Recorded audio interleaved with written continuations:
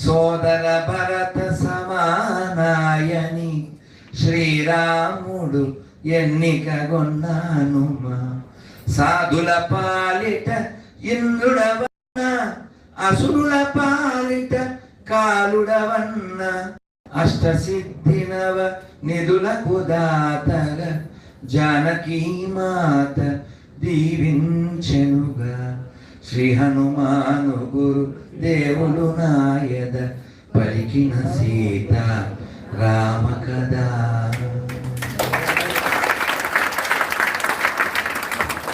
ఏమంటే ఇలా పాటలు పాడుకుంటూ ఏదో రామాయణం చెప్పుకుంటూ ఏదో అన్నమయ్య కీర్తనలు పాడుకుంటూ దేశభక్తి గీతాలు పాడుకుంటూ మీరేదో మీరు చేసుకోవచ్చు కదండి. అలా గొర్రెల మీద ఎందుకండి పడతారు?